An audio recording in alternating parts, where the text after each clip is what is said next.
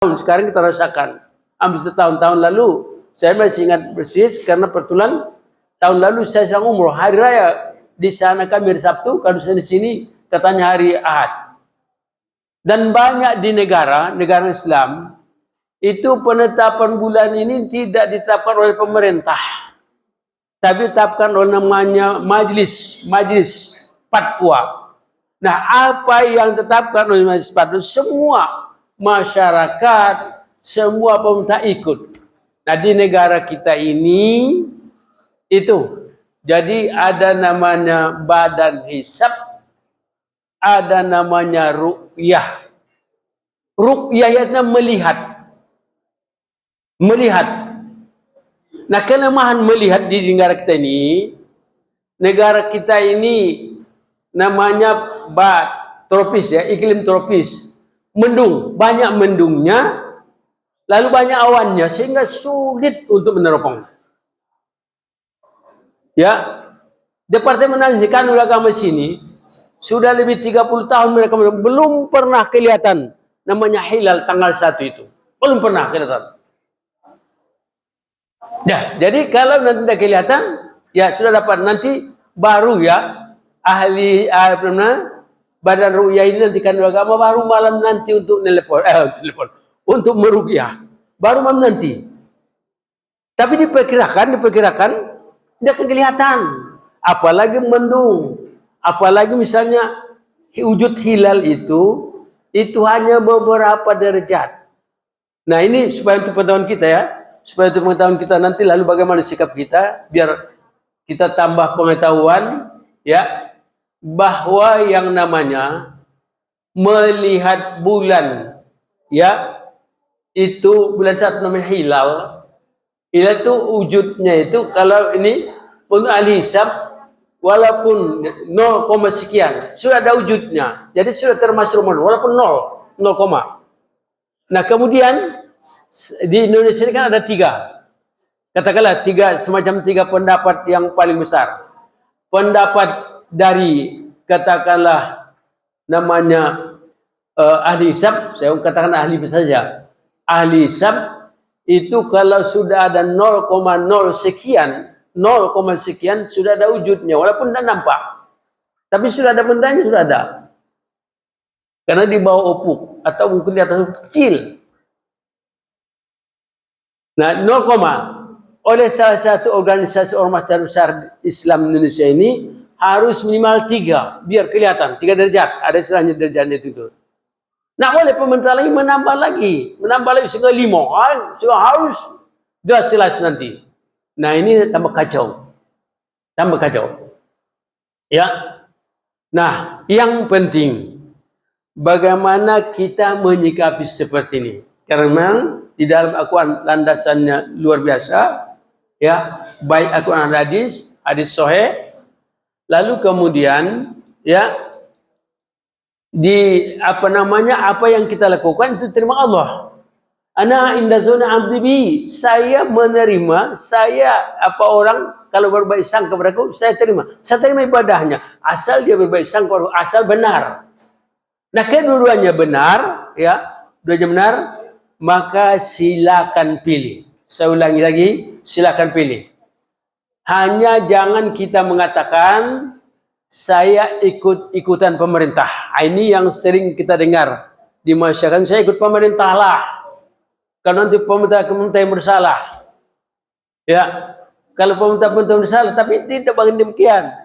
Nanti ketika hari kiamat, ngapa kamu udah puasa? Ya, aku pemerintah. Pemerintah mengatakan nanti mengelak, saya tidak pernah nyuruh kamu, kata pemerintah. Sama dengan iblis lah. Iblis kan ngajak orang semua untuk katakanlah melakukan kejahatan. Ya, melakukan kejahatan. Lalu nanti ketika hari kiamat, saya karena diajak oleh iblis. Nah, saya berlepas diri, saya tidak ngajak dia. Dia saja yang menurut katanya. Nah, jadi jangan kita katakan saya menurut pemerintah. Nah, lebih ringan saya sesuai dengan ahli hisab.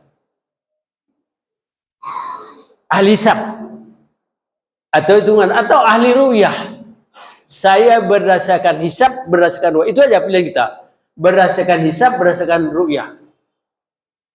Apalagi jangan dikatakan berdasarkan Muhammadiyah atau NU, tidak cocok juga. Ya, tidak cocok juga. Ya, jadi tentukan sikap mana yang kita yakini, itu yang kita amalkan.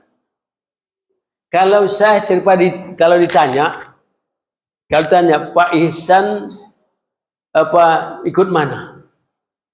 Saya sudah sampaikan beberapa dengan kawan-kawan, karena saya juga sudah katakanlah memperhatikan bahwa hisab itu lebih cocok untuk di Indonesia, karena iklim di Indonesia akan sulit meruqyah itu. Ruqyah lain, meruqyah namanya.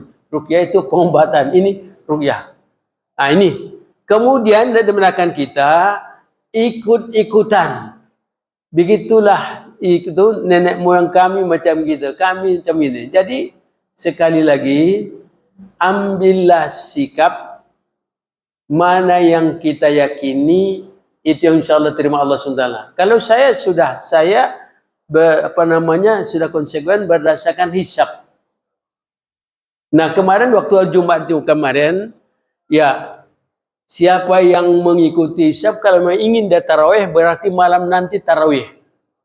Nah saya harapkan kepada pengurus masjid, saya bahkan tuh, kiranya jangan sampai melarang siapa yang malam nanti mengikuti tarawih.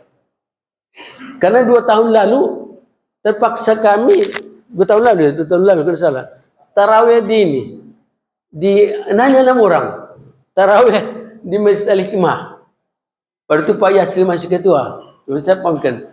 Bukan Bambang, ya Bambang. Dia kan tarawih 6 orang aja dari sini, termasuk Pak Zul dan beberapa. Ini kalau nanti tapi kami sepakat dengan beberapa kawan, kita tetap melakukan yang yakin bahwa malam nanti sudah malam Ramadan, ya tarawihnya kita bagi siapa yang ini, sekali lagi bukan saya ngajak ya, bagi siapa yang kepingin tarawih malam nanti, silakan kita di sini tarawih. Tapi tidak pakai mic. Ada saran dari kawan-kawan tidak usah pakai mic. Ya, tidak usah pakai mic. Nah ini. Jadi mudah-mudahan pengurus masjid berlapang hati, tidak keberatan, karena namanya masjid ini masjid untuk kita jadikan ibadah, walaupun berbeda. Di dalam perbedaan namanya masalah ijtihad namanya. Masalah penentuan bulan awal itu namanya ijtihadiyah. Ijtihadiyah itu ada batasan-batasan, ada kajian di sana, kajian fikih. Ya, kajian fikih.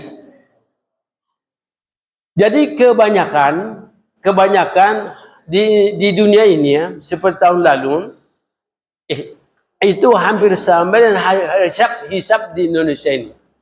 Di Arab Saudi dulu itu tanggal 21, kan sama hari rayanya ya, di sini tanggal 22. Ada 92 negara pada waktu itu yang namanya, kalau misalnya dulu namanya hari Sabtu, hari rayanya.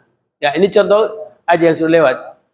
Kemudian hanya 11 negara termasuk Indonesia, kalau misalnya salam itu hari Ahad. Nah, Ibu dan Bapak sekalian, sebenarnya kalau umat Islam sadar atau pemerintah sadar, bisa disatukan. Ya, karena yang penting bagaimana persatuan umat. Tapi jangan banyak urusan politiknya. Di Indonesia sekarang banyak diurusi tentang politik. Memang dari dulu-dulu, ya, umat Islam sekali dikacaukan macam gitu. Ya, urusan politik. Dulu waktu kita dijajah lama sekali, karena pada waktu itu ada namanya golongan muda dan golongan tua. Dulu terkenal itu. Sehingga masjidnya pun dulu berbeda-beda. Masjid pun berbeda-beda. Nah, akhirnya sampai sekarang masih juga ikut-ikutan di Indonesia ini. Pernah terjadi, saya masih benar, sekitar tahun 82-an. Waktu itu Menteri Agama Tarmisi di bawah 8 bulan, Tarmisi Taher. bisa disatukan. Umat Islam Indonesia, bahkan Malaysia dan Singapura disatukan. Mereka rapat ya, karena mengambil sikap yang tegas. Ya, jangan dipakai dua metode lagi. Kita pada waktu itu katanya kita hitung-hitung secara ini, secara menghisap. Ahli-ahli hisab itu mudah-mudahan tidak meleset, tidak meleset. Akhirnya bisa. Nah, setelah inilah, setelah tahun 80-an sampai sekarang, ini kejadian ya. Seharusnya kalau memang ingin disatukan, pemerintah itu bersifat netral. Kita ungkapkan saja mengenai derajat tadi ya, mengenai ukuran derajat. Katakanlah ahli hisab 0, sekian sudah termasuk wujud hilal. Oleh ormas manusia harus 3.